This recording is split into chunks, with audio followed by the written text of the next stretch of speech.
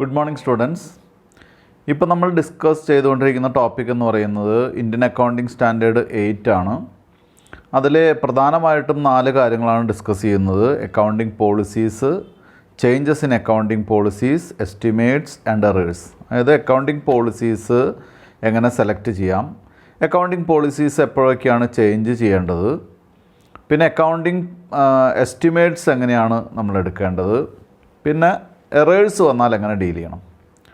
അപ്പോൾ ഇതിൽ കഴിഞ്ഞ ക്ലാസ്സിൽ നമ്മൾ ഡിസ്കസ് ചെയ്തത്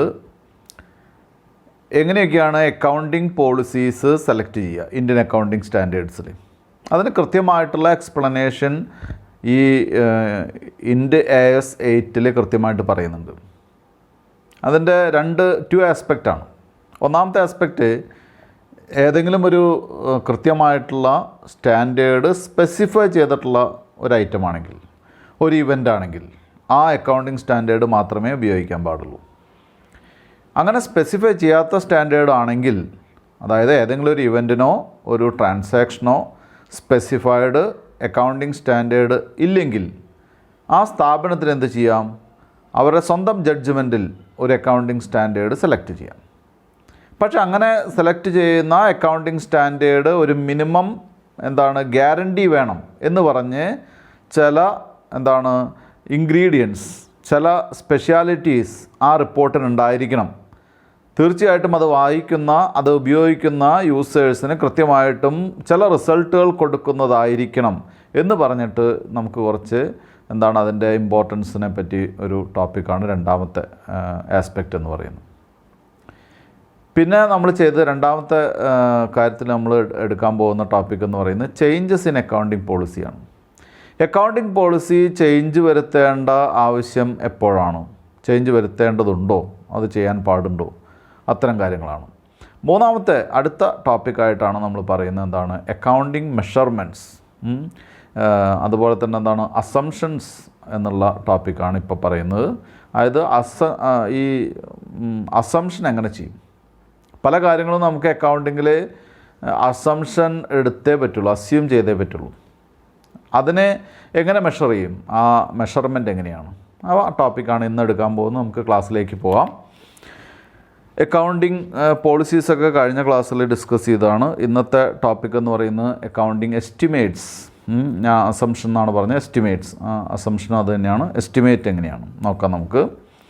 അപ്പോൾ ഇവിടെ ആദ്യമായിട്ട് ശ്രദ്ധിക്കേണ്ട കാര്യം എന്താണെന്ന് വെച്ചാൽ, ഈ അൺസർട്ടാനിറ്റീസ് ഓഫ് ബിസിനസ് ഉള്ള കാരണം കൊണ്ട് തന്നെ ഫിനാൻഷ്യൽ സ്റ്റേറ്റ്മെൻറ്റ്സിൽ ഒരിക്കലും തന്നെ നമുക്ക് എന്ത് ചെയ്യാൻ പറ്റില്ല, ഒരു പ്രിസൈസ് ആയിട്ടുള്ള ഒരു എസ്റ്റിമേഷൻ എടുക്കാൻ സാധിക്കില്ല. അപ്പോൾ അതുകൊണ്ടാണ് നമുക്ക് എന്ത് ചെയ്യാനേ പറ്റുള്ളൂ, എസ്റ്റിമേറ്റ് ചെയ്യാനേ സാധിക്കുള്ളൂ.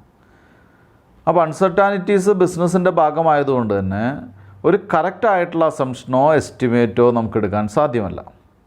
അപ്പോൾ അവിടെ നമുക്ക് കൃത്യമായിട്ട് പറയാൻ പറ്റുന്നൊരു കാര്യമെന്ന് പറയുന്നത് കഴിഞ്ഞ കുറേ വർഷത്തെ എക്സ്പീരിയൻസ് വെച്ച് ബിസിനസ്മാൻ അല്ലെങ്കിൽ സ്പെഷ്യലിസ്റ്റ് അവർക്ക് എന്ത് ചെയ്യാം, ഓരോ ഐറ്റംസിനും എസ്റ്റിമേറ്റ് നടത്താൻ മാത്രമേ സാധിക്കുള്ളൂ. അതുകൊണ്ടാണ് എസ്റ്റിമേറ്റിൻ്റെ ഇമ്പോർട്ടൻസ് ഇവിടെ പറയേണ്ടി വരുന്നത്. ഇനി നമുക്ക് നോക്കാം. Estimation involves judgements based on the latest available reliable information. നമുക്ക് ഏറ്റവും ലേറ്റസ്റ്റ് ആയിട്ടുള്ള അവൈലബിൾ ആയിട്ടുള്ള റിലയബിൾ ആയിട്ടുള്ള ഇൻഫർമേഷൻ വെച്ചിട്ടാണ് നമ്മൾ എന്ത് ചെയ്യേണ്ടത്, എടുക്കുന്ന ജഡ്ജ്മെൻറ്റിനെയാണ് എസ്റ്റിമേറ്റ് എന്ന് പറയുന്നത്.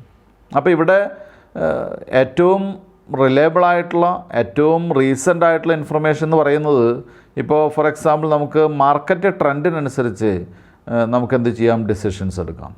അതുപോലെ തന്നെ പുതിയ സർക്കംസ്റ്റാൻസസിനനുസരിച്ച് ഇപ്പം ബിസിനസ് ഒരുപാട് താഴേക്ക് പോകുന്നൊരു സമയമാണ്. അപ്പോൾ ആ സമയത്ത് ഒരുപാട് ക്യാഷ് കളക്ഷൻ നമുക്ക് ബുദ്ധിമുട്ടായിരിക്കും, അല്ലേ? അപ്പോൾ ബാഡ് ഡെപ്റ്റ് അല്ലെങ്കിൽ പ്രൊവിഷൻ ഫോർ ബാഡ് ഡെപ്റ്റ് ഒക്കെ ചിലപ്പോൾ ഒന്ന് ഹൈക്ക് ചെയ്യേണ്ടി വരും. അങ്ങനെ ഉള്ള എസ്റ്റിമേറ്റ്സിനെയാണ് ഇവിടെ, അല്ലെങ്കിൽ ജഡ്ജ്മെൻറ്റിനെയാണ് നമ്മൾ എന്തായിട്ട് പറയുന്നത്, എസ്റ്റിമേറ്റ് എന്ന് പറയുന്നത്. ഇനി നമുക്ക് എന്തൊക്കെയാണ് എക്സാമ്പിൾസ് ഓഫ് എസ്റ്റിമേറ്റ്സ് എന്തൊക്കെയാണെന്ന് നോക്കാം. A point bad debts. Page number കുട്ടികൾക്ക് നോക്കാം, 301 പേജ് നമ്പർ. ബാഡ് ഡെപ്റ്റ് ഞാനിപ്പോൾ പറഞ്ഞുള്ളൂ. ബാഡ് ഡെപ്റ്റ് ഒരു എസ്റ്റിമേറ്റ് ആണ് അല്ലേ, നമ്മുടെ പ്രീവിയസ് എക്സ്പീരിയൻസ് വെച്ചിട്ടും അതുപോലെ തന്നെ എന്താണ് ഈ റീസെൻ്റ് ആയിട്ടുള്ള ഇൻഫർമേഷൻസൊക്കെ വെച്ചിട്ടാണ് നമ്മൾ ബാഡ് ഡെപ്റ്റ് ഉണ്ടാക്കുന്നത്. ഇപ്പോൾ നമ്മളറിയാവുന്നൊരു ബിസിനസ് പാർട്ടിയാണ്, അവർക്ക് വല്ല കടോ അല്ലെങ്കിൽ അവരെ ബാങ്ക്രപ്സി ഒക്കെ വരികയാണെങ്കിൽ സ്വാഭാവികമായിട്ടും അത് ഏറ്റവും ലേറ്റസ്റ്റ് ആയിട്ടുള്ള റീസെൻ്റ് ആയിട്ടുള്ള ഇൻഫർമേഷനാണ്. അത് വെച്ച് അവരുടെ ആ എമൗണ്ട് ബാഡ് ഡെപ്റ്റിലേക്ക് അവരെ നമുക്ക് മാറ്റേണ്ടി വരും, അത്തരം കാര്യങ്ങൾ. B point inventory obsolescence. ഇൻവെൻ്ററിയുടെ നഷ്ടം വരിക, ഇൻവെൻ്ററിയുടെ വാല്യൂ ഇല്ലാത്തൊരവസ്ഥ വരിക, ഇൻവെൻ്ററിയുടെ വാല്യൂ കുറയുക. C point the fair value of financial assets or financial liabilities. നമ്മുടെ ഫിനാൻഷ്യൽ അസറ്റ്സിൻ്റെ ഫെയർ വാല്യൂവിൽ വരുന്ന മാറ്റം അല്ലേ. ഫെയർ വാല്യൂ എന്ന് പറയുമ്പോൾ മാർക്കറ്റ് വാല്യൂ ആണല്ലോ. മാർക്കറ്റ് വാല്യൂവിൽ വരുന്ന ചേഞ്ചസ് അല്ലേ, ഒരുപാട് ചേഞ്ചസ് വരാമല്ലോ. ഇപ്പം റിയൽ എസ്റ്റേറ്റ് ബിസിനസ് അല്ലെങ്കിൽ നമ്മൾ ഒരു ഭൂമി വാങ്ങിയിട്ടൊക്കെ നമ്മൾ ബിൽഡിംഗ് ഒക്കെ പണിത് അസറ്റിന് ഇത്ര വാല്യൂ ഉണ്ട്. പക്ഷേ നമ്മൾ ഭൂമി വാങ്ങിയ സമയത്തിൽ നിന്ന് ഒരുപാട് വില താഴത്തേക്ക് പോയിട്ടുണ്ടെങ്കിൽ, വില റിഡക്ഷൻ സംഭവിച്ചിട്ടുണ്ടെങ്കിൽ, കോസ്റ്റ് റിഡക്ഷൻ വന്നിട്ടുണ്ടെങ്കിൽ അതൊക്കെ നമ്മൾ എന്ത് ചെയ്യണം, എസ്റ്റിമേറ്റ്സിൻ്റെ ഭാഗമായിട്ട് കൊണ്ടുവരേണ്ടതാണ്. The useful lives or expected pattern of consumption of the future economic benefits embodied in depreciable asset. അതായത് ഡിപ്രീസിബിൾ അസറ്റിൻ്റെ യൂസ്ഫുൾ ലൈഫിൽ മാറ്റം വരാം.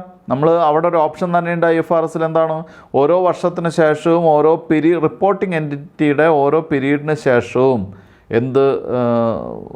അസസ് ചെയ്യണം, യൂസ്ഫുൾ ലൈഫ് അസസ് ചെയ്യണം. വാറണ്ടി ഒബ്ലിഗേഷൻസ് അല്ലേ, വാറണ്ടി ഒബ്ലിഗേഷൻസ് നമുക്ക് നമ്മളൊരു എക്സാമ്പിളായിട്ട് പറയുകയാണെങ്കിൽ ഒരു 10,000 TV സെറ്റ് നമ്മൾ വിറ്റു അല്ലേ. സാധാരണഗതിയിൽ ഒരു 10% അതിന് വരാറുണ്ട്, സർവീസിങ് വരാറുണ്ട്. അതൊരു ലയബിലിറ്റിയാണ് അല്ലേ. ആ 10% സർവീസിങ് വരാറുണ്ട്. അപ്പോൾ ആ 10% നമ്മൾ കോസ്റ്റ് നമ്മൾ എന്തായിട്ട് മാറ്റി വയ്ക്കണം, സർവീസ് കോസ്റ്റായിട്ട് കാണണം. അതിനൊരു എമൗണ്ട് നമ്മൾ എന്ത് ചെയ്യണം, റിസർവായിട്ട് കീപ്പ് ചെയ്യണം. അത്തരം കാര്യങ്ങളിൽ നമുക്ക് എപ്പോഴും മാത്രമേ സാധിക്കുള്ളൂ, എസ്റ്റിമേഷൻ മാത്രമേ സാധിക്കുള്ളൂ കേട്ടോ. അതിലൊരുപാട് മെഷർ ചെയ്യാനും അസ്യൂം ചെയ്യുക വേണ്ടി വരും, അതാണ് പറയുന്നത്.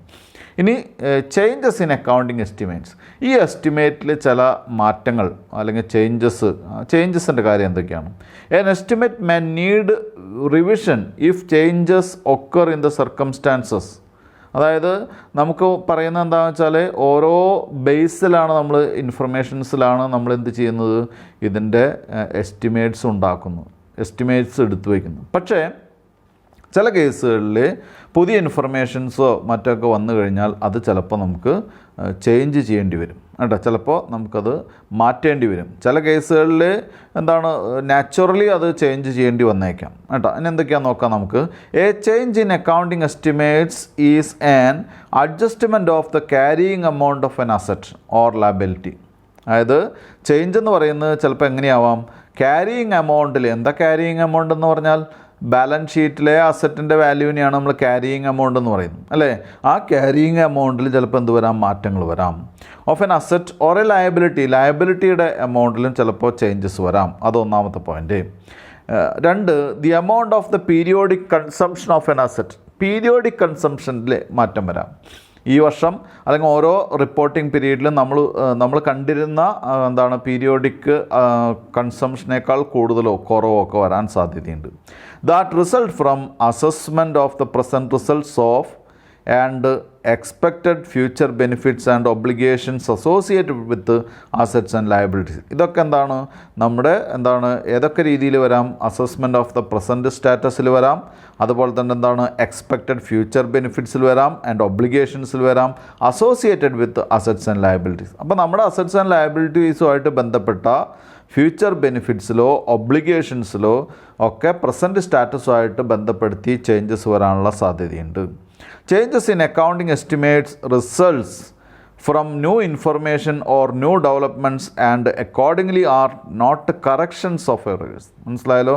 അത് എന്തായിരിക്കണം, അത് ഈ ചേഞ്ചസ് വരുന്നത് ഒരിക്കലും ഒരു കറക്ഷൻ ഓഫ് എറേഴ്സ് ആയിരിക്കരുത്. അതെന്തായിരിക്കണം, നമുക്കിപ്പോൾ കിട്ടിയിട്ടുള്ള പുതിയ ഇൻഫർമേഷൻ്റെയും പുതിയ ഡെവലപ്മെൻറ്റ്സിൻ്റെയൊക്കെ ഭാഗമായിട്ടായിരിക്കണം അക്കൗണ്ടിങ് എസ്റ്റിമേറ്റ്സ് നമ്മൾ മാറ്റേണ്ടത് അല്ലേ. നമ്മൾ പതിവായിട്ട് സാധാരണഗതിയിൽ നമ്മൾ എസ്റ്റിമേഷൻ നടത്തുന്നത് ഡെപ്റ്റേഴ്സിന് 10% പ്രൊവിഷൻ ക്രിയേറ്റ് ചെയ്യുന്നു കാരണം നമ്മുടെ ഡെപ്റ്റേഴ്സിൻ്റെ 10% ക്യാഷാണ് നമുക്ക് കിട്ടാൻ ബുദ്ധിമുട്ടുള്ളത്. അത് എസ്റ്റിമേഷനാണ്. അതാണ് നമ്മൾ സ്ഥിരം പ്രൊവൈഡ് ചെയ്യുന്ന ഒരു എസ്റ്റിമേറ്റ് എന്ന് പറയുന്നത്. അപ്പോൾ അതിൽ മാറ്റം വരുത്താനുള്ള ന്യൂ ഡെവലപ്മെൻറ്റ്സ് എന്തെങ്കിലും ഇപ്പോൾ ഉണ്ടായിട്ടുണ്ടോ, പുതിയ എന്തെങ്കിലും സാഹചര്യം നിലവിലുണ്ടോ എങ്കിൽ മാത്രമേ മാറ്റാൻ സാധിക്കുള്ളൂ. അതല്ലാതെ നമുക്ക് പറ്റിയിട്ടുള്ള ഒരു എററിൻ്റെ ഭാഗമായിട്ട്, ഒരു തെറ്റിൻ്റെ ഭാഗമായിട്ട് ഒരിക്കലും എന്ത് ചെയ്യാൻ പാടില്ല, എസ്റ്റിമേറ്റ് മാറ്റാൻ സാധിക്കുകയില്ല. അടുത്തൊരു ക്വസ്റ്റ്യനാണ്. ആ ക്വസ്റ്റ്യൻ എന്ന് പറയുന്നത് സാധാരണഗതിയിൽ ഈ ടോപ്പിക്ക് കുട്ടികൾക്ക് ചെറുതായിട്ടൊരു ടഫായിട്ടുള്ള ടോപ്പിക്കാണ്. എന്തായാലും എനിക്ക് കുട്ടികളോട് പറയാനുള്ളത്, ഏത് ടഫ് ടോപ്പിക്കാണെങ്കിലും 2 or 3 പ്രാവശ്യം അത് വായിച്ചു കഴിഞ്ഞാൽ നമുക്കത് മനസ്സിലായല്ലോ. എന്നിട്ടും നിങ്ങൾക്ക് പറ്റിയില്ലെങ്കിലാണ് നിങ്ങൾക്ക് വേറെ ആളുടെ ഹെൽപ്പിൻ്റെ ആവശ്യമുള്ളൂ. ഇപ്പം ഞാനിപ്പോൾ ഇത് 1 or 2 പ്രാവശ്യം വായിച്ച് പറഞ്ഞു തരാം. ഏറെക്കുറെ എല്ലാവർക്കും പറ്റാവുന്ന രീതിയിൽ, കിട്ടാവുന്ന രീതിയിൽ ഞാൻ പറഞ്ഞുതരാം. എന്നിട്ടും കുട്ടികൾക്ക് സംശയം ഉണ്ടെങ്കിൽ നിങ്ങൾ കൃത്യമായിട്ട് ഈ ക്ലാസ് അപ്ലോഡ് ചെയ്യുന്ന ഈ ക്ലാസ് കാണുന്ന അന്ന് തന്നെ നിങ്ങളെന്ത് ചെയ്യണം, അതിൻ്റെ ഇൻട്രാക്ഷൻ സമയത്ത് കുട്ടികൾക്ക് ചോദിക്കാം കേട്ടോ. എങ്കിൽ ഞാനിത് വായിക്കാൻ കുട്ടികൾ ശ്രദ്ധിക്കുക. കോസ്റ്റ് ഓഫ് എ മെഷീൻ, ഇതിൻ്റെ പേജ് നമ്പർ 302 ആണ്.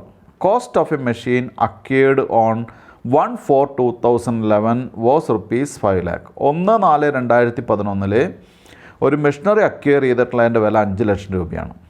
The machine is expected to realise 50,000 at the end of its working life of 10 years. 10 വർഷത്തിന് ശേഷം ഇതിൻ്റെ സ്ക്രാപ്പ് വാല്യൂ, ഇരുമ്പ് വില, തുരുമ്പ് വില എന്നൊക്കെ പറയും, സ്ക്രാപ്പ് വാല്യൂ 50,000 രൂപയാണ്. അപ്പോൾ സ്ക്രാപ്പ് വാല്യൂവിൻ്റെ സ്പെഷ്യാലിറ്റി എന്താ? കോസ്റ്റിൽ നിന്ന് സ്ക്രാപ്പ് വാല്യൂ കുറച്ചിട്ട് ലൈഫ് കൊണ്ട് ഡിവൈഡ് ചെയ്താൽ നമുക്ക് ഓരോ വർഷത്തെ ഡിപ്രീസിയേഷൻ കിട്ടും. അപ്പോൾ നമുക്ക് അതിലേക്ക് പോകണ്ട, നമുക്ക് ക്വസ്റ്റ്യൻ വായിക്കാം ആദ്യം. 10 വർഷമാണ് life. Straight line depreciation of ₹45,000 per year has been charged up to 2013-14. അപ്പോൾ ഇവിടെ കണ്ട സ്ട്രെയിറ്റ് ലൈൻ ഡിപ്രീസിയേഷൻ ചാർജ് ചെയ്തു ഏതുവരെ? 2013-14 വരെ. അപ്പോൾ നിങ്ങളൊന്ന് നോക്കുക, 1/4/11 നമ്മൾ വാങ്ങിയത്. അപ്പോൾ 11/12 ഒരു വർഷം, 12/13 വേറൊരു വർഷം, 3ാമത്തെ വർഷമാണിത് 13/14, 3 വർഷം കഴിഞ്ഞിട്ടുണ്ട് അല്ലേ. ഇനി എങ്ങനെയാണ് ഈ 45,000 എത്തിയത്? അതുകൂടി കണ്ടോളൂ. എങ്ങനെയാണ്? 5 ലക്ഷം രൂപയുള്ള വിലയുള്ള ഒരു മെഷീനറി 50,000 രൂപ സ്ക്രാപ്പ് വാല്യൂ കുറച്ചു, എന്നിട്ട് അതിനെ 10 കൊണ്ട് ഡിവൈഡ് ചെയ്തു, 10 വർഷം കൊണ്ട് ഡിവൈഡ് ചെയ്തു. അപ്പോൾ നമുക്ക് മനസ്സിലായി 5 ലക്ഷത്തിൽ നിന്ന് 50,000 പോയാൽ 4,50,000 ആണ്. അതിനെ 10 കൊണ്ട് ഡിവൈഡ് ചെയ്തപ്പോൾ 45,000 റുപ്പീസാണ് വരിക. അത് ആണ് 10 വർഷവും ഓരോ വർഷമായിട്ട് നമ്മൾ എന്ത് ചെയ്യേണ്ടത്? റൈറ്റ് ഓഫ് ചെയ്യേണ്ടുന്ന ഡിപ്രീസിയേഷൻ്റെ വാല്യൂ. കുട്ടികൾക്ക് മനസ്സിലായിട്ടുണ്ടാവും, ഇതിൽ മനസ്സിലാക്കാൻ ബുദ്ധിമുട്ടൊന്നുമില്ല. രണ്ടാമത്തെ കാര്യം, 11 മുതൽ ഇവിടെ 14 വരെ ഞാൻ എണ്ണിയില്ലേ, 11, 12, 12, 13, 13, 14. അപ്പോൾ 13, 14 എന്ന് പറയുമ്പോൾ 3 വർഷം കഴിഞ്ഞു. ഈ 3 വർഷവും ഞാൻ പറഞ്ഞ പോലെ തന്നെ, അല്ലെങ്കിൽ ഇവർ എന്ത് ചെയ്തിട്ടുണ്ട്? 45,000 റുപ്പീസ് തന്നെ എന്തായിട്ട് എഴുതി? ഡിപ്രീസിയേഷനായിട്ട് റൈറ്റ് ഓഫ് ചെയ്തു. ഇതുവരെയൊക്കെ നമുക്കറിയാവുന്നതാണ്, നമ്മൾ പഠിച്ചിട്ടുള്ള സിസ്റ്റമാണ്. അടുത്തത് ഫ്രം 2014-15, അടുത്ത വർഷം മുതൽ അല്ലേ, 13-14 കഴിഞ്ഞിട്ട് 14-15 മുതൽ the company switched over to 15% per annum. അതുമാത്രമല്ല, reducing balance method of depreciation in respect of the machine. 14-15 ആയപ്പോൾ കമ്പനി എന്ത് ചെയ്തു? അവരുടെ ഡിപ്രീസിയേഷൻ പോളിസി മാറ്റി. അതിനെ പ്രൊവിഷൻ ഉണ്ട്, IFRSൽ പ്രൊവിഷൻ ഉണ്ട്, നമ്മൾ നേരത്തെ പഠിച്ചതാണ്. ഡിപ്രീസിയേഷൻ പോളിസി വേണമെങ്കിൽ എന്ത് ചെയ്യാം? അക്കൗണ്ടിങ് പോളിസി വേണമെങ്കിൽ ചേഞ്ച് ചെയ്യാം. അത് നല്ലൊരു ഉദ്ദേശത്തോട് കൂടിയിട്ടാണെങ്കിൽ തീർച്ചയായിട്ടും ചെയ്യാം. അപ്പോൾ 14-15 മുതൽ കമ്പനി എന്ത് ചെയ്തു? 15% വെച്ച് ഏത് രീതിയിലാണ്? സ്ട്രെയിറ്റ് ലൈൻ മെത്തേഡിൽ നിന്ന് മാറി എന്തിലേക്ക് വന്നു? റെഡ്യൂസിങ് ബാലൻസ് മെത്തേഡ് ഓഫ് ഡിപ്രീസിയേഷനിലേക്ക് വന്നു. അപ്പോൾ അവിടെ നിങ്ങളിവിടെ മനസ്സിലാക്കേണ്ടത് 3 കാര്യങ്ങളാണ്. 1, 14-15 മുതലാണ് വന്നത്. 2, അതിൻ്റെ ഡിപ്രീസിയേഷൻ്റെ പെർസെൻറ്റേജ് 15% ആണ്. 3, അതിൻ്റെ ഡിപ്രീസിയേഷൻ മെത്തേഡ് എന്ന് പറയുന്നത് റെഡ്യൂസിങ് ബാലൻസ് മെത്തേഡ് ഓഫ് ഡിപ്രീസിയേഷനിലാണ്. അതുവരെ കിട്ടിയിട്ടുണ്ടാവും. ഇനി അടുത്ത ടോപ്പിക്ക്, അടുത്ത point, the new date of depreciation is based on new rate of depreciation is based on revised useful life of 15 years. അപ്പോൾ ഈ ന്യൂ റേറ്റ് ഫിക്സ് ചെയ്തത് എങ്ങനെയാണ്? 15% എന്നുള്ള ന്യൂ റേറ്റ് ഫിക്സ് ചെയ്തത് ഇവർ ഈ അസറ്റിൻ്റെ ലൈഫ് ഒന്ന് എന്ത് ചെയ്തു? റീഅസസ് ചെയ്തു, റീവാല്യൂ ചെയ്തു.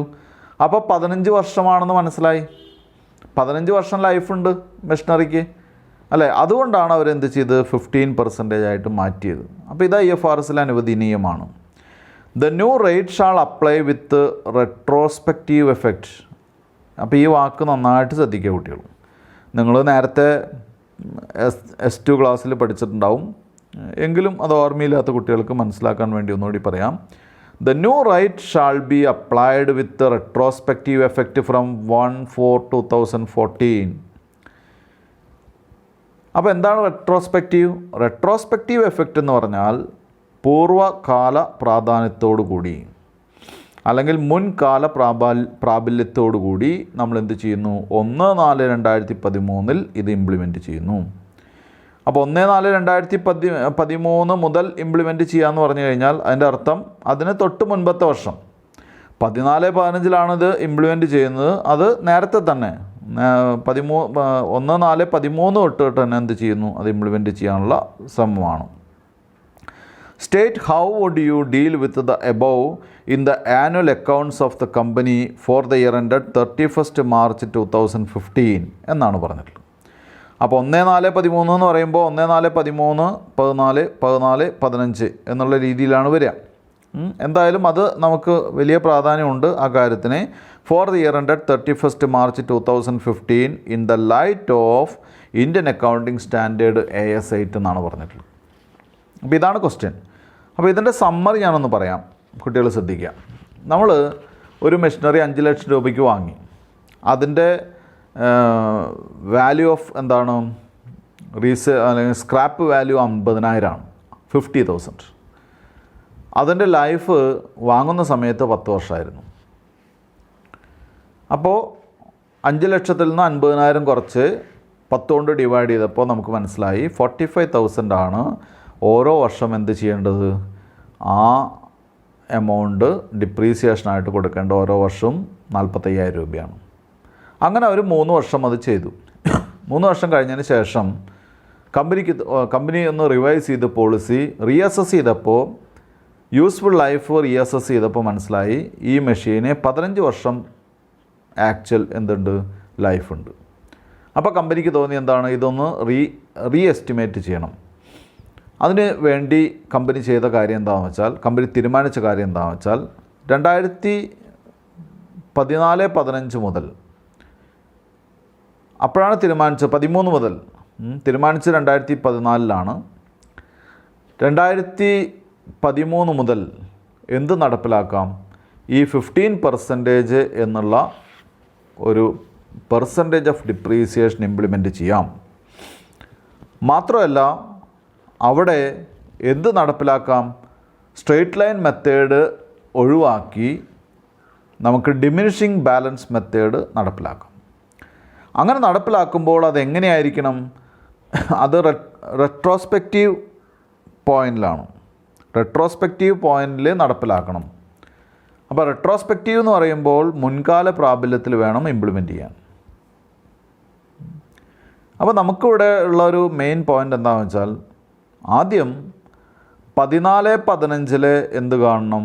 ഡിപ്രീസിയേഷൻ കാണണം. 14-15 ഡിപ്രീസിയേഷൻ കാണേണ്ടത് എന്ന് മുതൽക്കാണ്? റെട്രോസ്പെക്റ്റീവ് എഫക്റ്റിൽ കാണണം. അപ്പോൾ റെട്രോസ്പെക്റ്റീവ് എഫക്റ്റിൽ കാണണമെന്നുണ്ടെങ്കിൽ 5 ലക്ഷം രൂപയ്ക്ക് മെഷീനറി വാങ്ങിയില്ലേ, അന്ന് മുതൽ 3 വർഷത്തേക്ക് അതിൻ്റെ 15% ആയിരിക്കും റൈറ്റ് ഓഫ് ചെയ്തിട്ടുണ്ടാവുക. 5 ലക്ഷത്തിൻ്റെ മെഷീനറി വാങ്ങി ഓരോ വർഷവും നേരത്തെ നമ്മൾ എത്രയാണ്? 45,000 റൈറ്റ് ഓഫ് ചെയ്തിട്ടുള്ളത് ഡിപ്രീസിയേഷനായിട്ട്. ഇവിടെ പക്ഷെ അത് പാടില്ല, ഇവിടെ പക്ഷെ അത് പറ്റില്ല. കാരണം എന്താണ്? ഇവിടെ റെട്രോസ്പെക്റ്റീവ് എഫക്റ്റിൽ ചെയ്യാൻ പറഞ്ഞു കഴിഞ്ഞാൽ മെഷീനറി എന്ന് വാങ്ങിയോ അന്ന് മുതൽ 15% ലെസ് ചെയ്ത് അതിൻ്റെ 15% ലെസ് ചെയ്ത് അങ്ങനെ വേണം വരാൻ. അപ്പോൾ അങ്ങനെ വരുമ്പോൾ കഴിഞ്ഞ 3 വർഷത്തെയും നമുക്ക് ഉപയോഗിക്കാൻ പറ്റുന്ന മെഷീനറി വാല്യൂ എന്ന് പറയുന്നത് ആദ്യം 5 ലക്ഷത്തിൻ്റെ 85%, പിന്നെ അതിൻ്റെ 85%, പിന്നെ അതിൻ്റെ 85%, അങ്ങനെ കണ്ടുവരണം. അങ്ങനെ കണ്ടുവന്നാലാണ് നമുക്ക് കോസ്റ്റ് കിട്ടുള്ളൂ. കാരണം എന്താണ്, ആദ്യത്തെ വർഷം 15% മാറ്റിയാൽ 85% വാല്യൂ ആണ് ഉണ്ടാവുക 5 ലക്ഷത്തിൽ. അടുത്ത വർഷം 15% മാറ്റിയാൽ 85% വാല്യൂ ആണ് ഉണ്ടാവുക. അതായത് ആദ്യത്തെ വർഷം 15% മാറ്റിയ എമൗണ്ടിൻ്റെ 85% രണ്ടാമത്തെ വർഷം ഉണ്ടാവുക. മൂന്നാമത്തെ വർഷം വീണ്ടും ആ ബാലൻസിങ് എമൗണ്ടിൻ്റെ, അതിനാണല്ലോ റിട്ടേൺ ഡൗൺ വാല്യൂ മെത്തേഡ് അല്ലെങ്കിൽ എന്താണ് ഡിമിനിഷിങ് വാല്യൂ മെത്തേഡ് എന്ന് പറയുന്നത്. ഓരോ വർഷം കുറഞ്ഞു വരികയാണല്ലോ. അപ്പോൾ അവിടെ ചെയ്യേണ്ടത് എന്താണെന്ന് വെച്ചാൽ ആദ്യം തന്നെ കറണ്ട് ഇയർ ഡിപ്രീസിയേഷൻ അല്ലെങ്കിൽ എന്താണ് ഡിപ്രീസിയേഷൻ ഫോർ ദ ഇയർ എന്ന് പറഞ്ഞിട്ട് നമുക്ക് എന്ത് കാണണം, 14-15 കാണണം. അങ്ങനെ കാണണമെന്നുണ്ടെങ്കിൽ 14-15 എന്താണ് 14-15 വരണമെന്നുണ്ടെങ്കിൽ 13-14 റിട്ടേൺ ഡൗൺ വാല്യൂ കാണണം. എന്നാലാണ് 14-15 നമുക്ക് ആ വാല്യൂവിലാണ് കാണാൻ പറ്റുള്ളൂ. അപ്പോൾ കുട്ടികൾക്ക് ഒന്നുകൂടി ഞാൻ പറഞ്ഞു തരാം. അതായത് ഇവിടെ ഡിമിനിഷിങ് വാല്യൂ മെത്തേഡിലാണ് കാണേണ്ടത് എന്ന് പറഞ്ഞിട്ടുണ്ട്. അപ്പോൾ ഡിമിനിഷിങ് വാല്യൂ മെത്തേഡിൽ 14-15 നമുക്കിപ്പോൾ എന്ത് കാണേണ്ടത്, ഈ വർഷമാണ് നിൽക്കുന്നത്, 14-15 ഇപ്പോൾ നിൽക്കുന്നത്. പക്ഷെ നമ്മൾ തുടങ്ങുന്ന റെട്രോസ്പെക്റ്റീവ് എഫക്റ്റ് എവിടെ നിന്നാണ്, റെട്രോസ്പെക്റ്റീവ് എഫക്റ്റ് 13 നിന്നാണ് തുടങ്ങുന്നത്.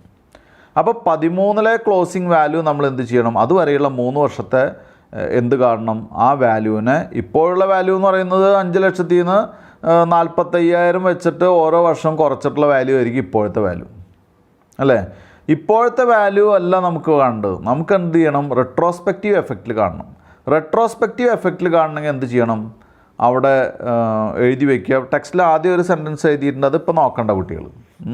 ആദ്യം എഴുതി വയ്ക്കുക എന്താണ്, റിട്ടേൺ ഡൗൺ വാല്യൂ അല്ലെങ്കിൽ diminishing value, reducing balance value എന്താണ്, അല്ലെങ്കിൽ written down value of the asset at the end of the year 2013-14 അല്ലേ, 2013-14 എന്ന് പറഞ്ഞിട്ട് എന്ത് ചെയ്യുക, is equal to 5 lakh into 85% into 85% into 85%.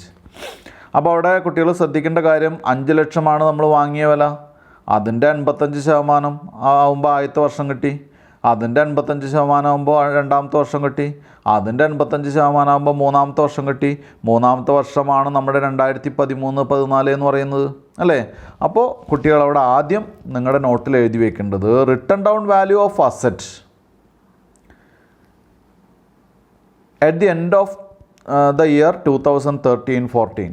2013-14 written down value of the asset എത്രയാണ്, 5 ലക്ഷം into 85% into 85% into 85% is equal to 3,07,062.50.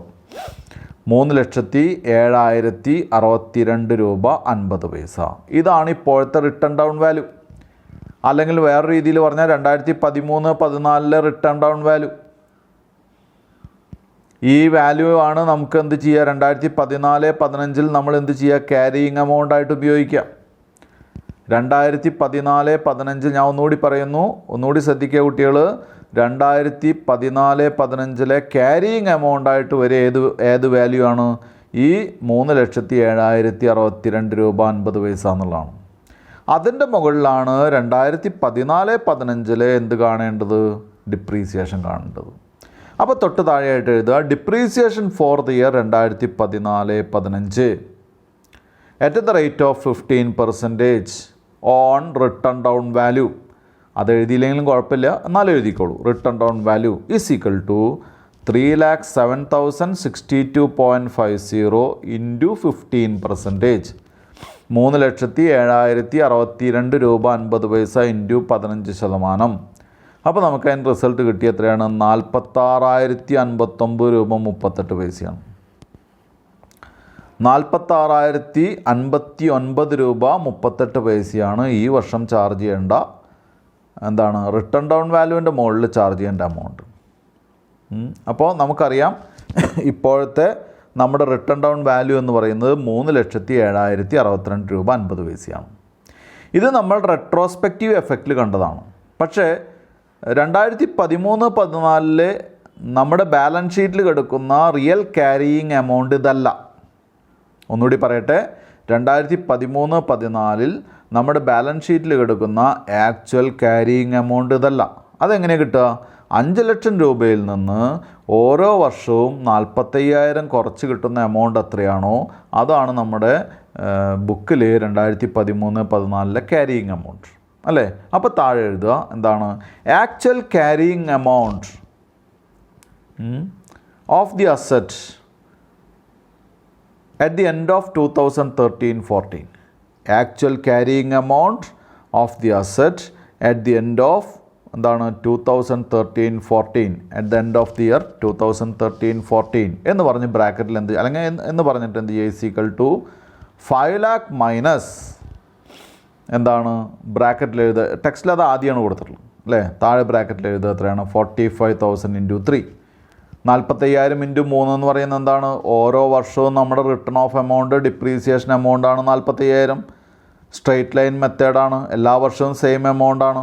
അപ്പോൾ 5 ലക്ഷം minus 45,000 × 3, അപ്പോൾ കിട്ടുന്ന എമൗണ്ട് എത്രയാണ്? ഈസ് ഈക്വൽ ടു അവിടെ എഴുതി വയ്ക്കുക 3,65,000, 3,65,000. അപ്പോൾ ഇപ്പോഴത്തെ ക്യാരിയിങ് എമൗണ്ട് എന്ന് പറയുന്നത് 3,65,000 രൂപയാണ് ഇവിടെ ആക്ച്വൽ ക്യാരിയിങ് എമൗണ്ട് കിടക്കുന്നത് അല്ലേ. പക്ഷേ നമ്മുടെ ഇവിടുത്തെ റിയൽ ക്യാരിയിങ് എമൗണ്ട് അല്ലെങ്കിൽ എന്താണ് നമ്മുടെ പുതിയ സിസ്റ്റം പ്രകാരം നമുക്ക് എത്രയാണ് വരേണ്ടത്? ക്യാരിയിങ് എമൗണ്ട് എത്രയാണ് വരാൻ പാടുള്ളൂ അല്ലെങ്കിൽ എത്രയാണ് വരേണ്ടത്? 3,07,062 രൂപയുള്ളൂ. മനസ്സിലായല്ലോ. അപ്പോൾ ഇപ്പോൾ കെടുക്കുന്നത് 3,65,000 രൂപയാണ്. ഇപ്പോൾ കെടുക്കുന്നത് അഡീഷണൽ എമൗണ്ടാണ്, ഇൻക്രീസ്ഡ് എമൗണ്ടിലാണ് അല്ലേ. അപ്പോൾ ബാലൻസ് ബിറ്റ്വീൻ എന്താണ് straight line method of depreciations carrying amount അല്ലെങ്കിൽ എന്താണ് balance between carrying amount of എന്താണ് straight line method and carrying amount of written down value method അത് എത്രയാണെങ്കിൽ അത് എന്ത് ചെയ്യണം? അതുകൂടി ഈ വർഷം റൈറ്റ് ഓഫ് ചെയ്യണം. എന്താ കാരണം? നമുക്ക് മുൻകാല പ്രാബല്യത്തിൽ വേണം ചേഞ്ച് വരുത്താൻ. മുൻകാല പ്രാബല്യത്തിൽ ചേഞ്ച് വരുത്തുകയാണെങ്കിൽ ഓൾറെഡി അവിടെ എത്രയാണ് കിടക്കുന്നത്? 3,65,000 കിടക്കുന്നത്. നമുക്ക് എത്രയേ വരാൻ പാടുള്ളൂ? 3,07,062 രൂപ 50 പൈസയെ വരാൻ പാടുള്ളൂ അല്ലേ. അപ്പോൾ എന്ത് ചെയ്യണം?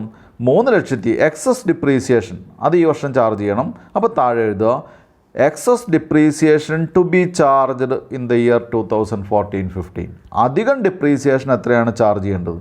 അത് ചാർജ് ചെയ്യുന്നതിൻ്റെ കാരണം എന്താണ്? നമ്മൾ ആ സ്റ്റൈല് മാറ്റി, അക്കൗണ്ടിങ് പോളിസി മാറ്റി. നമ്മൾ അങ്ങനെ മാറ്റുകയാണെങ്കിൽ മുൻകാല പ്രാബല്യത്തിൽ എന്ത് ചെയ്യണം? അത് അഡ്ജസ്റ്റ് ചെയ്യണം. അങ്ങനെയാണെങ്കിൽ ഓൾറെഡി നമ്മുടെ വാല്യൂ എന്ന് പറയുന്നത് 3,65,000 കിടക്കുന്നത്. പക്ഷേ റിയൽ വേണ്ടത് പുതിയ സിസ്റ്റപ്രകാരം വേണ്ടത് 3,07,062 രൂപ 50 പൈസയാണ്. അപ്പോൾ ഇതിൻ്റെ ഡിഫറൻസ് കൂടി നമ്മൾ ഈ വർഷം എക്സസ് ഡിപ്രീസിയേഷനായിട്ട് എന്ത് ചെയ്യണം? അലവ് ചെയ്യണം. അപ്പോൾ അതിനെയാണ് excess depreciation to be charged in year 2014-15 എന്ന് പറയുന്നത് എത്രയാണ്? 3,65,000 മൈനസ് 3,07,062 രൂപ 50 പൈസ. അങ്ങനെ ഡിഫറൻസ് എത്രയാണ് വരുന്നത്? 57,937 രൂപ 50 പൈസയാണ് എക്സസ് ഡിപ്രീസിയേഷൻ വേണ്ടത് അല്ലേ. അപ്പോൾ നമ്മൾ നേരത്തെ ഈ വർഷത്തെ ഡിപ്രീസിയേഷൻ എത്ര കണക്കാക്കി? 46,059 രൂപ 38 പൈസ കണക്കാക്കി. എക്സസ് ഡിപ്രീസിയേഷൻ എത്ര പറഞ്ഞു? 57,937 രൂപ 50 പൈസ കണക്കാക്കി അല്ലേ. Therefore total depreciation to be charged in the year 14-15 is equal to 57,937 രൂപ 50 പൈസ പ്ലസ് 46,059 രൂപ 38 പൈസ. അതായത് ഈ വർഷത്തെ current year depreciation that is amount 46,059.38 plus എന്താണ് എക്സസ് ഡിപ്രീസിയേഷൻ ആയിട്ടുള്ള എമൗണ്ട് ആയിട്ടുള്ള 57,937.50. അങ്ങനെ ടോട്ടൽ 1,03,997 അപ്രോക്സിമേറ്റ്. ഇതെന്ത് ചെയ്യുന്നു? ഇത് കൃത്യമായിട്ട് നമ്മൾ ഈ വർഷം ടാക്സിലേക്ക് അഡ്ജസ്റ്റ് ചെയ്യണം. അപ്പോൾ ഇവിടെ കുട്ടികൾ 2 കാര്യങ്ങൾ പഠിച്ചു. ഒന്ന്, നമുക്ക് ഒരു അക്കൗണ്ടിങ് പോളിസി നമുക്ക് എന്ത് ചെയ്യാം? ചേഞ്ച് ചെയ്യാം. 2, അത് ചേഞ്ച് ചെയ്യാൻ പറ്റാവുന്ന രീതിയിൽ മാക്സിമം അത് ചേഞ്ച് ചെയ്യുമ്പോൾ റെട്രോസ്പെക്റ്റീവ് പൊസിഷനിൽ ചേഞ്ച് ചെയ്യണം. അതായത് മുൻകാല പ്രാബല്യത്തിൽ ചേഞ്ച് ചെയ്യണം. അങ്ങനെ മുൻകാല പ്രാബല്യത്തിൽ അഡ്ജസ്റ്റ് ചെയ്യുമ്പോൾ അതിന് വരുന്ന സർപ്ലസ് ആയിക്കോട്ടെ അല്ലെങ്കിൽ ഇൻക്രീസ് ആയിക്കോട്ടെ ഡിക്രീസ് ആയിക്കോട്ടെ അത് കൃത്യമായിട്ട് നമ്മൾ എന്ത് ചെയ്യണം? കറണ്ട് ഇയറിൽ അഡ്ജസ്റ്റ് ചെയ്യണം. അപ്പോൾ ഇവിടെ കറണ്ട് ഇയറിലെ എമൗണ്ട് മാത്രമല്ല, പ്രീവിയസ് ആയിട്ടുള്ള റെട്രോസ്പെക്റ്റീവ് ആയിട്ടുള്ള എഫക്റ്റ് കൂടി നമ്മൾ എന്ത് ചെയ്തു, അഡ്ജസ്റ്റ് ചെയ്തു കേട്ടോ. അതുകൊണ്ടാണ് total depreciation to be charged എന്ന് പറയുന്നത് 1,03,997 എന്നുള്ള രീതിയിലേക്ക് വന്നത്. ഇനി അടുത്തത്, as per Indian accounting standard 8, revision of remaining useful life is a change in accounting estimate and adoption of reducing balance method of depreciation instead of straight line method is change in accounting policy.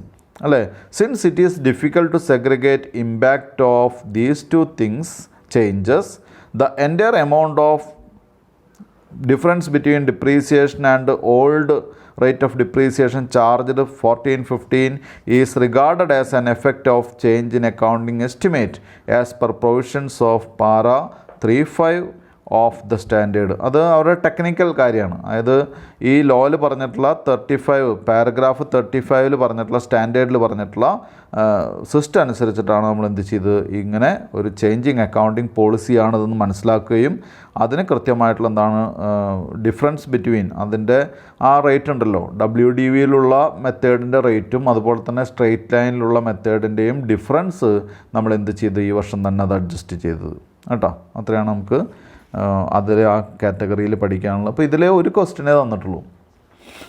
സാധാരണഗതിക്ക് ഇതിൽ financial റിപ്പോർട്ടിങ്ങിലൊക്കെ ഒരുപാട് questions ഉണ്ടാവാറുണ്ട്. അപ്പോൾ ഇതധികം കുട്ടികൾക്ക് problem എന്നുള്ള രീതിയിൽ ചോദിക്കില്ല എന്ന് വേണമെങ്കിൽ നമുക്ക് കരുതാം കേട്ടോ. എങ്കിലും ഇതിൻ്റെ എഫക്റ്റ് കുട്ടികൾ നന്നായിട്ട് മനസ്സിലാക്കണം, എന്നാലാണ് ഈ ടോപ്പിക്ക് പഠിക്കാൻ പറ്റുള്ളൂ. ഈ ടോപ്പിക്ക് കുട്ടികളെ സംബന്ധിച്ച് വളരെ വളരെ ഇമ്പോർട്ടൻ്റ് ആണ്. അടുത്തത്, disclosure of change in accounting estimates. അപ്പോൾ ഇതുവരെ നമ്മൾ പറഞ്ഞത് അക്കൗണ്ടിങ് എസ്റ്റിമേറ്റ്സ് എന്താണ്, അതിൻ്റെ ചേഞ്ചസ് എങ്ങനെയാണ് വരിക എന്നൊക്കെയാണ്. അത് നമുക്കൊരു പ്രോബ്ലത്തിലൂടെ അത് പ്രൂവ് ചെയ്യാൻ പറ്റി. അടുത്തത്, ഇതെങ്ങനെ ഡിസ്ക്ലോസ് ചെയ്യും. ഇത്തരം കാര്യങ്ങളൊക്കെ ചെയ്തത് നമുക്ക് യൂസേഴ്സിനെ അറിയിക്കണ്ടേ. ഫിനാൻഷ്യൽ സ്റ്റേറ്റ്മെൻറ്റ്സ് ഉപയോഗിക്കുന്നവർക്ക് ഇതിനെ പറ്റി കൃത്യമായിട്ടുള്ള എന്താണ് ഇൻഫർമേഷൻസ് പ്രൊവൈഡ് ചെയ്യണം കേട്ടോ. അപ്പോൾ എന്തൊക്കെയാണെന്ന് നോക്കാം നമുക്ക്. ഇതിൽ the nature and amount of A change in estimate that has an effect in the current period or is expected to have an effect in future periods. മനസ്സിലായല്ലോ. അതിൻ്റെ എന്താണ് nature of amount and change in estimate. അതിൻ്റെ amount എത്രയാണെന്നും ആ ചേഞ്ചിൻ്റെ nature എന്താണെന്നും അത് ഇപ്പോഴത്തെ പീരീഡിലേക്കും future പീരീഡിലേക്കും എങ്ങനെ effect ചെയ്യും, നമ്മുടെ ബിസിനസ്സിനെ എങ്ങനെ എഫക്റ്റ് ചെയ്യും എന്നുള്ള കാര്യം അറിയിക്കണം. If it is not possible to estimate the effects on future periods, then that fact must be disclosed. ഇനി ഭാവിയിലത്തെ കാര്യമൊന്നും പറയാൻ പറ്റിയില്ലെങ്കിൽ അങ്ങനെ ഫ്യൂച്ചർ ഓറിയൻറ്റഡ് ആയിട്ട് നമുക്ക് ചിന്തിക്കാൻ പറ്റില്ല എന്നുള്ള കാര്യം കൂടി ഇവിടെ എന്ത് ചെയ്യണം, കൃത്യമായിട്ട് റെക്കോർഡ് ചെയ്യണം, ഡിസ്ക്ലോസ് ചെയ്യണം ഫിനാൻഷ്യൽ സ്റ്റേറ്റ്മെൻറ്റ്സിൽ. ഇനി പ്രയർ പീരീഡ് എറേഴ്സ് അടുത്ത ഹെഡാണ്. പ്രയർ പീരീഡ് എറേഴ്സ് എന്ന് പറഞ്ഞാൽ നേരത്തെ സംഭവിച്ചിട്ടുള്ള തെറ്റുകൾ. ഇപ്പം കഴിഞ്ഞ ടേമിലെ കഴിഞ്ഞ ക്വസ്റ്റ്യനിലെ ഡിപ്രീസിയേഷൻ എന്ന് പറയുന്ന എററല്ല, അത് നമ്മുടെ ഒരു അക്കൗണ്ടിങ് പോളിസിയിൽ വന്നിട്ടുള്ള ചേഞ്ചാണ്. ഇവിടെ പറയുന്നത് എന്താണെന്ന് വെച്ചാൽ മുൻപുള്ള പീരീഡിലെ ചേഞ്ചസ്, പ്രയർ പീരീഡ് എറേഴ്സ്, തെറ്റുകൾ എങ്ങനെയാണ് മനസ്സിലാക്കുക. Prior period errors are omissions and misstatements in the entity's financial statements for one or more prior periods arising from a failure to use or misuse of reliable information that. ഇങ്ങനെയൊക്കെയാണ് പറയുന്നത്. എന്തൊക്കെയാണ് prayer period errors എന്ന് പറയുന്ന omissions ആവാം, മിസ്റ്റേറ്റ്മെൻറ്റ്സ് ആവാം, അതുപോലെ തന്നെ എൻറ്റിറ്റിയുടെ financial statements ആവാം, അത് അതിലധികമോ പീരീഡിലെ മിസ്റ്റേറ്റ്മെൻറ്റ്സ് ആവാം. റിലയബിൾ ഇൻഫർമേഷൻ ദാറ്റ് എന്തൊക്കെയാണ്, misuse of reliable information that എന്തൊക്കെയാണെന്ന് പറയുന്നു, താഴെ പറയുന്നു. was available when financial statements for the periods were approved for issue. മനസ്സിലായല്ലോ. അത്തരം കാര്യങ്ങൾ എന്ത് ചെയ്യുക, അവൈലബിൾ ആവുക. എന്തിനു വേണ്ടിയിട്ട്, financial for those periods were approved for issue അല്ലേ. അത് ആ പീരീഡിൽ, ആ നടന്നിട്ടുള്ള പീരീഡിലേക്ക് എന്ത് ചെയ്യുക, ഇഷ്യൂവിനെ അപ്രൂവ് ചെയ്തിട്ടുള്ള പീരീഡ് ആയിരിക്കാം. B point, could reasonably expected to have been obtained and taken into account in the preparation and presentation of those financial statements. അത് reasonably be expected to have been obtained, അത് കിട്ടുന്നതായിട്ട് അല്ലെങ്കിൽ കൃത്യമായിട്ട് കിട്ടേണ്ടതാണ് ആ സമയത്ത്, prepare ചെയ്യുന്ന സമയത്ത് കേട്ടോ. അത്തരം കാര്യങ്ങൾ എന്തൊക്കെയാണ് അറേഴ്സ് നോക്കാം നമുക്ക്.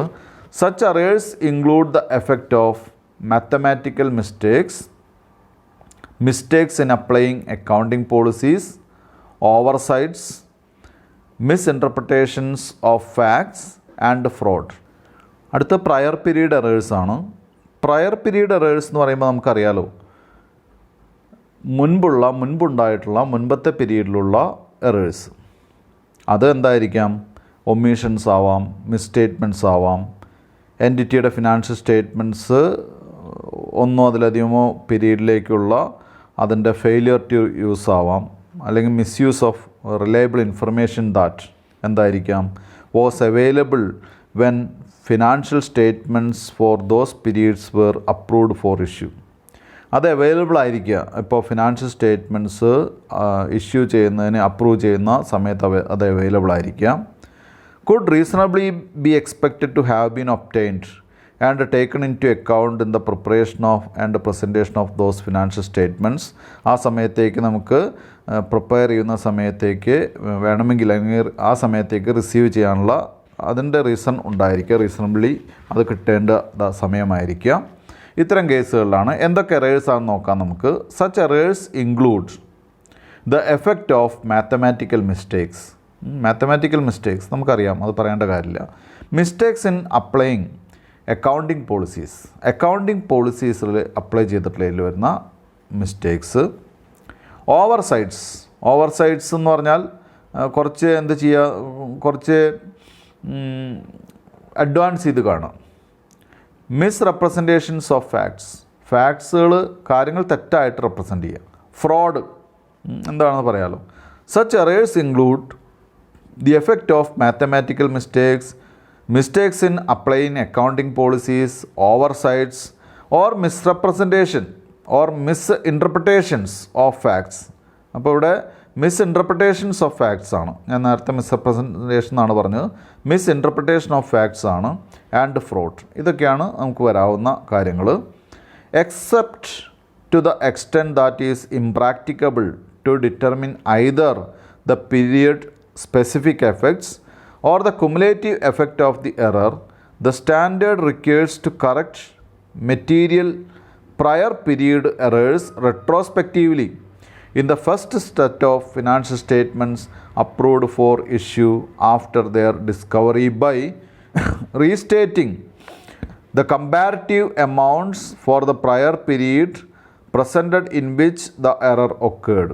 അപ്പോൾ ഇവിടെ except to the extent that it is impracticable to determine either the period specific effects or the cumulative effect of the error, the standard requires to correct material prior period errors retrospectively in the first set of financial statements approved for issue after their discovery by. അപ്പോൾ ഇവിടെ പറഞ്ഞിട്ടുള്ള എന്താണെന്ന് വെച്ചാൽ ഇംപ്രാക്ടിക്കബിൾ ആയിട്ടുള്ള situations ഉണ്ട്. അതെന്താണ്? ചില specific എഫക്റ്റുകളോ ചില കുമുലേറ്റീവ് എഫക്റ്റുകളൊക്കെ, എറേഴ്സിൻ്റെ ചില കുമുലേറ്റീവ് എഫക്റ്റുകളൊക്കെ നമുക്ക് ചിലപ്പോൾ റെട്രോസ്പെക്റ്റീവ്ലി റെക്ടിഫൈ ചെയ്യാൻ പറ്റിയെന്ന് വരില്ല. അപ്പോൾ അതിൻ്റെ അർത്ഥം എന്താണെന്ന് വെച്ചാൽ നമുക്ക് ചില എറർ സംഭവിച്ചതിൻ്റെ ഭാഗമായിട്ടുണ്ടാകുന്ന കുമുലേറ്റീവായിട്ടുള്ള ലോസസോ സ്പെസിഫൈ ചെയ്യാനോ അത് റെട്രോസ്പെക്റ്റീവായിട്ട് മുൻകാല പ്രാബല്യത്തോടു കൂടി അത് സോൾവ് ചെയ്യാനോ സാധിച്ചു എന്ന് വരില്ല. അതൊഴിച്ചുള്ള എക്സെപ്റ്റ് എന്നാണ് പറഞ്ഞത്. അതൊഴിച്ചുള്ള എല്ലാ കാര്യങ്ങളും തന്നെ മെറ്റീരിയലായിട്ട് അത് റെട്രോസ്പെക്റ്റീവ് എഫക്റ്റോടു കൂടി നമ്മൾ എന്ത് ചെയ്യണം? First set of financial statements approved for issue, അതായത് ആ first set of material issue approved for issue എന്ന് പറഞ്ഞാൽ ഇഷ്യൂ ചെയ്യാൻ വേണ്ടി അപ്രൂവൽ നമുക്ക് നേരത്തെ പഠിച്ചുല്ലോ, അപ്രൂവൽ കഴിഞ്ഞിട്ടാണ് ഇഷ്യൂ ചെയ്യുക. അപ്രൂവലിന് കൊടുത്തിട്ടുള്ള ഫസ്റ്റ് സ്റ്റേറ്റ്മെൻറ്റിൽ തന്നെ നമ്മൾ എന്ത് ചെയ്യണം? അത് തിരുത്തണം. ആൻഡ് ദെയർ ഡിസ്കവറി ബൈ എങ്ങനെയാണ് തിരുത്തേണ്ടത്? Restating the comparative amounts for prior period presented in which the error occurred. Restate ചെയ്യണം. അതെങ്ങനെയാണ്? കമ്പാരിറ്റീവ് എമൗണ്ട് വെച്ചിട്ട് presented in which the error occurred. എന്താണ് എറർ ഒക്കർ ചെയ്തിട്ടുള്ളത്, ആ എററും അതിൻ്റെ കമ്പാരിറ്റീവ് എമൗണ്ടും കൂടി റീസ്റ്റേറ്റ് ചെയ്ത് അതെന്ത് ചെയ്യണം? അത് മെറ്റീരിയലായിട്ട് റെട്രോസ്പെക്റ്റീവായിട്ട് അത് കൺസീൽ ചെയ്യണം. ബി പോയിൻ്റ് അത് എന്താണ് അഡ്ജസ്റ്റ് ചെയ്യണം. B point, if the error occurred before the earliest prior period presented, restating the opening balances of assets, liabilities and equity for the earliest prior period presented. ഇനി എന്താണ്, അത് നമ്മൾ prior പീരീഡിലാണ് പ്രസൻറ്റേഷൻ്റെ immediately prior ആയിട്ടുള്ള പീരീഡിലാണ് സംഭവിച്ചതെങ്കിൽ അതെന്ത് ചെയ്യണം, റീസ്റ്റേറ്റ് ചെയ്യണം. നമ്മുടെ ഓപ്പണിംഗ് ബാലൻസ്, അതായത് നമ്മുടെ അസറ്റ്സ്, ലയബിലിറ്റീസ്, ഇക്വിറ്റി പോലെയുള്ള ഓപ്പണിംഗ് ബാലൻസസ് ഒക്കെ നമ്മൾ എന്ത് ചെയ്യണം, റീസ്റ്റേറ്റ്മെൻറ്റ് നടത്തിയിട്ട് വേണം അത് എന്ത് ചെയ്യാൻ, അത് അഡ്ജസ്റ്റ് ചെയ്യാൻ. ഇനി അടുത്തത്, omissions or misstatements of items are material if they could individually or collectively influence the economic decisions that users make on the basis of financial statements. Materially depends on the size and the nature of omission or misstatement judged in the surrounding circumstances. The size or nature of the item or a combination of both could be the determining factor. അപ്പോൾ ഒമിഷൻസും മിസ്സ്റ്റേറ്റ്മെൻറ്റ്സൊക്കെ വരികയാണെങ്കിൽ കൃത്യമായിട്ടും എന്താണ്, അത് ഇൻഡിവിജ്വലായിട്ടോ കളക്റ്റീവായിട്ടോ കൃത്യമായിട്ടും മെറ്റീരിയലായിട്ട് അത് എന്ത് ചെയ്യണം, അത് റെപ്രസെൻ്റ് ചെയ്യണം. മാത്രമല്ല അത് എന്ത് ചെയ്യണം, അത് കൃത്യമായിട്ടുള്ള ഇൻഫ്ലുവൻസ് ചെയ്യുന്നു. അതായത് യൂസേഴ്സിനെ ഇക്കണോമിക് ഡിസിഷൻസ് എടുക്കാനുള്ള കൃത്യമായിട്ടുള്ള ഡിസിഷൻസിനെ അത് ബാധിക്കുന്നു. അതുകൊണ്ട് തന്നെ എന്താണ്, അതിൻ്റെ മെറ്റീരിയാലിറ്റി എന്ന് പറയുന്നത് അതിൻ്റെ സൈസും നേച്ചറൊക്കെയാണ് തീരുമാനിക്കുന്നത്. മിസ്ജഡ്ജ്മെൻറ്റിൻ്റെ എന്താണ് സറൗണ്ടിങ് സർക്കംസ്റ്റാൻസസ് ഒക്കെയാണ് തീരുമാനിക്കുന്നത്. എന്തായിക്കോട്ടെ അത് കൃത്യമായിട്ട് എന്ത് ചെയ്യുന്നു, അത് യൂസേഴ്സിനെ എഫക്റ്റ് ചെയ്യുന്നു. അതിൻ്റെ എന്താണ്, അതിൻ്റെ സൈസും അതുപോലെ തന്നെ സർക്കംസ്റ്റാൻസസൊക്കെയാണ്. അപ്പോൾ സൈസും നേച്ചറൊക്കെ അല്ലെങ്കിൽ അത് രണ്ടും കൂടിയിട്ടൊക്കെ എന്താണ് ഇതിൻ്റെ ഡിറ്റർമിനിങ് ഫാക്ടറായിട്ട് വരുന്നു. അപ്പോൾ ഇവിടെ കൃത്യമായിട്ട് നമ്മളോട് പറയുന്നത് എന്താണെന്ന് വെച്ചാൽ, പ്രയർ പീരീഡ് എറേഴ്സ് എന്ന് പറഞ്ഞാൽ മുൻപ് സംഭവിച്ചിട്ടുള്ള എറേഴ്സാണ്. അത് രണ്ട് രീതിയിൽ ഉണ്ടാവാം. എന്താണ്, എറേഴ്സ് ഒമിഷൻസ് ഉണ്ടാവാം, നമ്മൾ വിട്ടുപോകുന്നുണ്ടാവാം, മിസ്സ്റ്റേറ്റ്മെൻറ്റ്സ് ഉണ്ടാവാം. അതുപോലെ തന്നെ ചില കേസുകളിൽ എന്താണ്, നമ്മുടെ പ്രയർ പീരീഡിലുള്ള ഫിനാൻഷ്യൽ സ്റ്റേറ്റ്മെൻറ്റ്സിൽ ചില കാര്യങ്ങൾ ഉപയോഗിക്കാൻ വിട്ടുപോകുന്നുണ്ടായിരിക്കാം. അതുപോലെ തന്നെ അത് മിസ്യൂസ് ചെയ്യുന്ന കാര്യങ്ങളുണ്ടായിരിക്കാം. അങ്ങനെ ഉണ്ടെങ്കിൽ അതിന് റിലയബിൾ ആയിട്ടുള്ള ഇൻഫർമേഷൻ കിട്ടുകയാണെങ്കിൽ അത് എന്താണ്, പ്രയർ പീരീഡിൽ അപ്രൂവലിന് കൊടുക്കുന്നതിന് ആ സമയത്ത് കിട്ടുകയാണെങ്കിൽ അത് കൃത്യമായിട്ട് അവൈലബിൾ ആക്കണം. അങ്ങനെ കിട്ടുകയാണെങ്കിൽ ഒന്നാമത്തെ കണ്ടീഷൻ. രണ്ട്, അതെന്താണ്, പ്രസൻറ്റേഷൻ, ആ ഫിനാൻഷ്യൽ സ്റ്റേറ്റ്മെൻറ്റ്സിൻ്റെ പ്രസൻറ്റേഷൻ്റെ സമയത്ത്, പ്രിപ്പറേഷൻ്റെ സമയത്ത് കിട്ടുകയാണെങ്കിൽ അത് എന്തൊക്കെ എറേഴ്സാണ് ഉണ്ടായിരിക്കുക, മാത്തമാറ്റിക്കൽ എറേഴ്സ് ഉണ്ടായിരിക്കും, mistakes in applying accounting policies ഉണ്ടായിരിക്കും, ഓവർസൈറ്റ്സ് ഉണ്ടായിരിക്കും, മിസ് ഇൻ്റർപ്രിട്ടേഷൻ ഓഫ് ഫാക്ട്സ് ഉണ്ടായിരിക്കും, ഫ്രോഡ് ഉണ്ടായിരിക്കും. മനസ്സിലായല്ലോ. ഇതിൽ എക്സെപ്റ്റ് എന്താണ്, കുമുലേറ്റീവായിട്ടുള്ള അല്ലെങ്കിൽ ഇംപ്രാക്ടിക്കബിളായിട്ടുള്ള കാര്യങ്ങൾ അതുപോലെ തന്നെ കുമുലേറ്റീവായിട്ടുള്ള എഫക്ട്സും ഒഴിവാക്കി കഴിഞ്ഞ് ബാക്കിയുള്ള മെറ്റീരിയൽ ഫാക്ട്സ് നമുക്ക് കൃത്യമായിട്ട് എന്ത് ചെയ്യാൻ സാധിക്കണം, റെട്രോസ്പെക്റ്റീവ് എഫക്റ്റിൽ തന്നെ കവർ ചെയ്യാൻ സാധിക്കണം. അതിന് രണ്ട് കാര്യങ്ങളാണ് പറഞ്ഞിട്ടുള്ളത്. എങ്ങനെയാണ് സാധാരണ അത് ചെയ്യുന്ന കാര്യം എന്ന് പറയുന്നത്, അതെവിടെ തന്നെ ഫസ്റ്റ് സെറ്റ് ഓഫ് ഫിനാൻഷ്യൽ സ്റ്റേറ്റ്മെൻറ്റ്സിൽ തന്നെ അത് എങ്ങനെയൊക്കെ ഡിസ്കവറി ചെയ്യണമെന്നാണ് പറഞ്ഞിട്ടുള്ളത്. അത് റീസ്റ്റേറ്റ് ചെയ്യണം. എന്താണ്, ഏതാണ് എറർ സംഭവിച്ചത്, അതിൻ്റെ കമ്പയറിങ് എമൗണ്ട് എന്താണ്, അത് കൃത്യമായിട്ട് റീസ്റ്റേറ്റ് ചെയ്യണം. രണ്ടാമത്തെ പോയിൻ്റ് എന്ന് പറയുന്നത്, എറർ ഒക്കർ ചെയ്തിട്ടുള്ള ഏർലിയസ്റ്റ് പീരീഡ് പ്രസൻറ്റഡിൽ ഒക്കർ ചെയ്തിട്ടുള്ള ഒരു എറർ ആണെങ്കിൽ അത് റീസ്റ്റേറ്റ് ചെയ്യണം. ആ റീസ്റ്റേറ്റ് ചെയ്യാന്ന് വെച്ചാൽ എറർ മാത്രം റീസ്റ്റേറ്റ് ചെയ്യല്ല, അതിൻ്റെ ഓപ്പണിംഗ് ബാലൻസസ് എല്ലാത്തിലും മാറ്റം വരുത്തണം കൃത്യമായിട്ട്. കാരണം എന്താണെന്ന് വെച്ചാൽ ഒമിഷൻസ് മിസ്സ്റ്റേറ്റ്മെൻറ്റ്സ് ഒക്കെ എന്താണ്, മെറ്റീരിയലി തന്നെ അല്ലെങ്കിൽ എന്താണ് ഇൻഡിവിജ്വലി അല്ലെങ്കിൽ കളക്റ്റീവ്ലി ആയിട്ട് തന്നെ അത് ഇക്കണോമിക് ഡിസിഷൻസിനെ ബാധിക്കുന്നു. എങ്ങനെ ബാധിക്കുമെന്ന് ചോദിച്ചു കഴിഞ്ഞാൽ അതിൻ്റെ നേച്ചറും സൈസൊക്കെ നോക്കിയിട്ടാണ് അതിൻ്റെ വ്യാപ്തി നമുക്ക് പറയാൻ സാധിക്കുക. അടുത്ത, disclosure of accounting errors. Accounting എറേഴ്സിനെ എങ്ങനെ നമുക്ക് ഡിസ്ക്ലോസ് ചെയ്യാൻ പറ്റും, ഈ ഫിനാൻഷ്യൽ സ്റ്റേറ്റ്മെൻറ്റ്സിൽ എന്തൊക്കെ കാര്യങ്ങളാണ് കൊടുക്കേണ്ടത്. Nature of the prior period error, മുൻപത്തെ പീരീഡിലെ എററിൻ്റെ നേച്ചർ. നേരത്തെ നമ്മൾ പറഞ്ഞല്ലോ നേച്ചർ ഒരു പ്രധാനപ്പെട്ട ഘടകമാണെന്ന് പറഞ്ഞു. Nature for each prior period presented the amount of the correction, ഓരോ പ്രയർ പീരീഡിൻ്റെയും എന്താണ് എമൗണ്ട് ഓഫ് കറക്ഷൻ കൃത്യമായിട്ടുണ്ടായിരിക്കണം. അതെങ്ങനെ വേണം, for each line item affected, ഓരോ ഐറ്റത്തിനെയും ഓരോ ലൈനിനെയും ഓരോ ഐറ്റത്തിനെ എങ്ങനെ എഫക്റ്റ് ചെയ്യുന്നു. At the beginning of the earliest period presented, മനസ്സിലായല്ലോ. ഓരോ ഐറ്റത്തിൻ്റെയും എന്താണ് ബിഗിനിങ് ഓഫ് ദ ഏർലിയസ്റ്റ് എന്താണ് പീരീഡ് പ്രസൻറ്റഡ് എന്ന് പറയുന്നത് ഓരോന്നിൻ്റെയും ഓരോ പീരീഡിൻ്റെയും തുടക്കം മുതലുള്ള ഐറ്റം അല്ലെങ്കിൽ മെറ്റീരിയാലിറ്റി വേണം അവിടെ പ്രസൻറ്റ് ചെയ്യാൻ. If retrospective restatement is not practicable, retrospective restatement വേണമെന്ന് പറഞ്ഞു. ഇംപ്രാക്ടിക്കബിൾ അല്ലാത്ത എല്ലാ പ്രാക്ടിക്കൽ കേസുകളിലും റെട്രോസ്പെക്റ്റീവ് സ്റ്റേറ്റ്മെൻറ്റ് വേണമെന്ന് പറഞ്ഞു.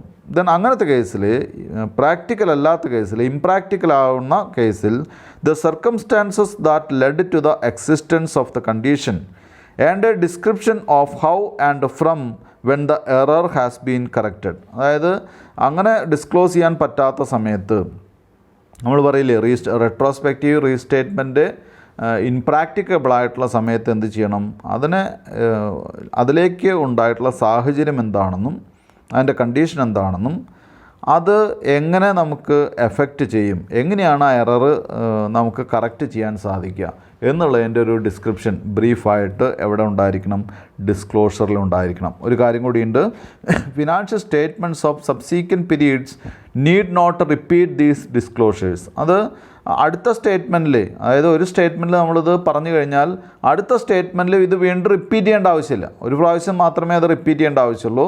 വീണ്ടും അത് റിപ്പീറ്റ് ചെയ്യേണ്ട ആവശ്യമില്ല കേട്ടോ. അപ്പോൾ ഇവിടെ ഇനി നമുക്ക് ഇത്രയാണ് ഈ ക്ലാസ്സിൽ നമുക്ക് പറയാനുള്ളത്. ഇനി നമുക്കൊരു ചെറിയൊരു പ്രോബ്ലമാണ്. ആ പ്രോബ്ലം ജസ്റ്റ് ഒന്ന് പറഞ്ഞു വയ്ക്കാം. കുട്ടികൾ അടുത്ത ക്ലാസ് ആകുമ്പോഴേക്കും ഒന്ന് നോക്കി വയ്ക്കണം. ഞാൻ ഒന്ന് വായിക്കാം. ഇല്ലസ്ട്രേഷൻ 1 ആണ്, page number 305. Supreme limited changed it's accounting policy four inventory in 2017. 2017 supreme limited അവരുടെ അക്കൗണ്ടിംഗ് പോളിസി ഒന്ന് മാറ്റി. അപ്പോൾ ഇവിടെ ഇത് മിക്കവാറും അക്കൗണ്ടിംഗ് പോളിസിയായിട്ട് ബന്ധപ്പെട്ട ക്വസ്റ്റ്യനാണ്. എററായിട്ട് വരുമെന്ന് പ്രതീക്ഷിക്കാം നമുക്ക്. എററായിട്ടുള്ള ക്വസ്റ്റ്യൻസ് അടുത്ത് തന്നെ ഉണ്ടാവും കേട്ടോ. Before 2017 the inventory was valued using FIFO. 2017 മുൻപ് ഇൻവെൻട്രി വാല്യൂ ചെയ്തിരുന്നത് ഫിഫോ മെത്തേഡിലാണ്. In 2017 the company changed the method to weighted average method. 2017 ആയപ്പോൾ കമ്പനി എന്ത് ചെയ്തു, വെയ്റ്റഡ് ആവറേജ് മെത്തേഡിലേക്ക് മാറി. Full stop. The following was the impact of change. ഇനി എന്താണ് ചേഞ്ച് എന്ന് നോക്കാം നമുക്ക്. മാറിയപ്പോഴുള്ള ചേഞ്ച് ചെയ്തപ്പോഴുള്ള impact 2015 31 March 2015 decrease of ₹10 lakhs ആണ്. 31 മാർച്ച് 2016 ഡിക്രീസ് ഓഫ് 12 lakhs ആണ്. 31 മാർച്ച് 2017 ഡിക്രീസ് ഓഫ് 27 lakhs ആണ്. The summarised profit and loss statement for 2015, 16 and 16, 17 were as follows when FIFO method was used. FIFO method use ചെയ്തുകൊണ്ടിരിക്കുമ്പോൾ എന്താണ് ഉള്ള summarised statement ആണ് താഴെ പറയുന്നത്. Revenue എന്ന് പറയുന്നത് 2016 256 രൂപയാണ്. 2017 285 രൂപയാണ്. കോസ്റ്റ് ഓഫ് സെയിൽസ് 185 രൂപയാണ്. അപ്പോൾ ഗ്രോസ് പ്രോഫിറ്റ് 71 രൂപ വരുന്നു. എക്സ്പെൻസ് 26 രൂപ. നെറ്റ് പ്രോഫിറ്റ് 45 രൂപ. അപ്പുറത്ത് 285 നിന്ന് 192 രൂപ സെയിൽസിൻ്റെ കോസ്റ്റ് കുറയ്ക്കുന്നു. അപ്പോൾ gross profit 93 rupees, expense 35, net profit 58. ഇത് നമുക്ക് പെട്ടെന്ന് മനസ്സിലാവുന്ന സ്റ്റേറ്റ്മെൻറ്റാണ്. Present the change in accounting policy in the statement of profit and loss 2015, 16 and 16, 17. അപ്പോൾ നമ്മളോട് പറഞ്ഞിട്ടുള്ളത് ഈ അക്കൗണ്ടിംഗ് പോളിസിയിൽ നമ്മുടെ ചേഞ്ച് വന്നിട്ടുള്ളത് എൻ്റെ ഒരു statement of profit and loss present ചെയ്യാനാണ് പറഞ്ഞിട്ടുള്ളത്. അക്കൗണ്ടിംഗ് പോളിസീസിൽ വന്നിട്ടുള്ള ചേഞ്ച് എങ്ങനെ നമുക്ക് ഈ പ്രോഫിറ്റ് ആൻഡ് ലോസ് ഈ പ്രോഫിറ്റ് സ്റ്റേറ്റ്മെൻറ്റിൽ എങ്ങനെ നമുക്ക് എഫക്റ്റ് ചെയ്യാൻ കൊണ്ടുവരാൻ സാധിക്കുമെന്നാണ് പറഞ്ഞിട്ടുള്ളത്.